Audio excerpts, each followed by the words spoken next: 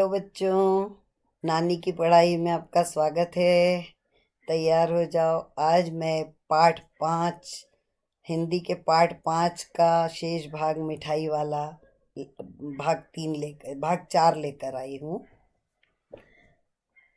अब अपन ने अभी तक पढ़ा कि मिठाई वाला शुरू में खिलौने लेकर आता है, फिर मुरली लेकर आता है। अब वो मिठाई लेकर आया है और दादी को मिठाई दे रहा है। अब रोहिणी ने दादी से कहा, दादी इससे पूछो तुम इस शहर में और कभी भी आए थे क्या, कि पहली बार आए हो?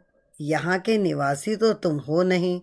दादी ने इस कथन को दोहराने की कोशिश की ही थी कि मिठाई वाले ने उत्तर दिया, पहली बार नहीं, और भी कई बार आ चुका हूँ।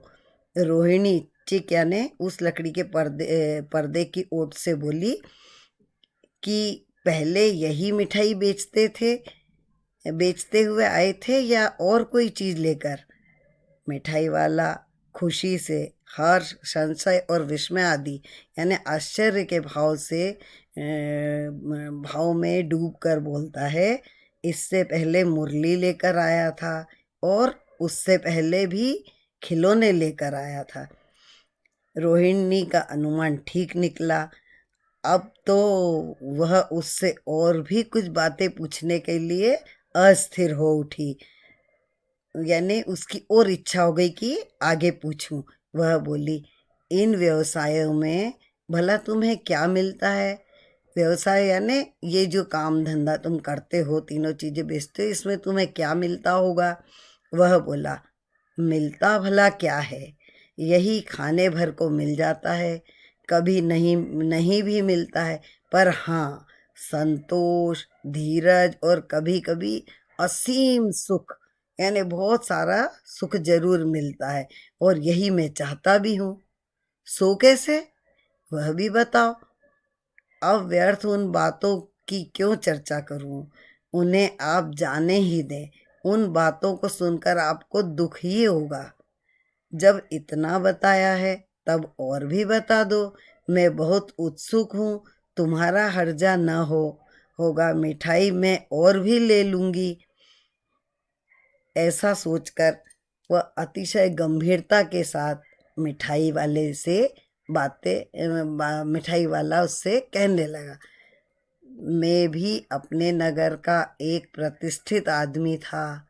मकान, व्यवसाय, गाड़ी घोड़े, नौकर चाकर सभी कुछ था। मेरी पत्नी थी, छोटे छोटे 2 बच्चे भी थे। मेरा वह सोने का संसार था, बड़ा संपत्ति का वैभव था, भीतर सांसारिक सुख था। मेरी स्त्री बहुत सुंदरी स्त्री थी, मेरी प्राण थी वो। बच्चे ऐसे सुंदर थे जैसे सोने के सजीव 2 खिलौने हों। उनकी अटखेलियों के मारे घर में कोलाहल मचा रहता था। समय की गति, विधाता की लीला, अब कोई नहीं है। दादी प्राण निकाले नहीं निकले, इसलिए अपने इन बच्चों की खोज में निकला हूँ। वे सब अंत में होंगे, यहीं कहीं, आखिर कहीं न कहीं तो जन्मे ही होंगे। उस तरह रहता, घुल घुल कर मरता, इस तरह सुख संतोष के साथ मरूंगा। इस तरह के जीवन में कभी कभी अपने उन बच्चों की एक झलक सी मिल जाती है। ऐसा जान पड़ता है जैसे वे इन्हीं में उछल कूद कर रहे हों, हंस खेल रहे हों। पैसों की कमी थोड़े ही है, आपकी दया से पैसे तो काफ़ी हैं, जो नहीं हैं इस तरह उसी को पा जाता हूँ। रोहिणी ने अब मिठाई वाले की ओर देखा, उसकी आंखें आंसुओं से तर हैं। इसी समय चुन्नू मुन्नू आ गए, रोहिणी से लिपटकर उसका आंचल पकड़कर बोले, अम्मा मिठाई मुझसे लो। यह कहकर तत्काल कागज की 2 पुड़िया मिठाइयों से भरी हुई मिठाई वाले ने चुन्नू और मुन्नू को दे दी। रोहिणी ने भीतर से पैसे फेंक दिए। मिठाई वाले ने पेटी उठाई और कहा, अब इस बार ये पैसे न लूँगा। दादी बोली, अरे अरे, ना ना, अपने पैसे लिए जा भाई। तब तक आगे फिर सुनाई पड़ा उसी प्रकार मादक मृदुल स्वर में, बच्चों को बहलाने वाला मिठाई वाला।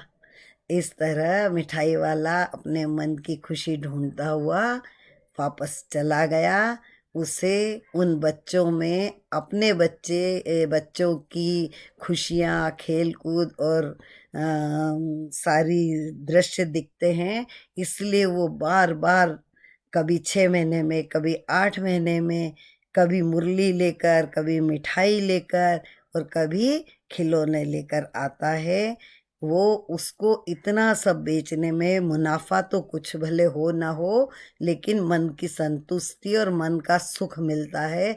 अपने बच्चे, सबकी यादें उसको बार बार जो हैरान करती है, वो उनमें इनमें आके उसका सुख ढूंढता है।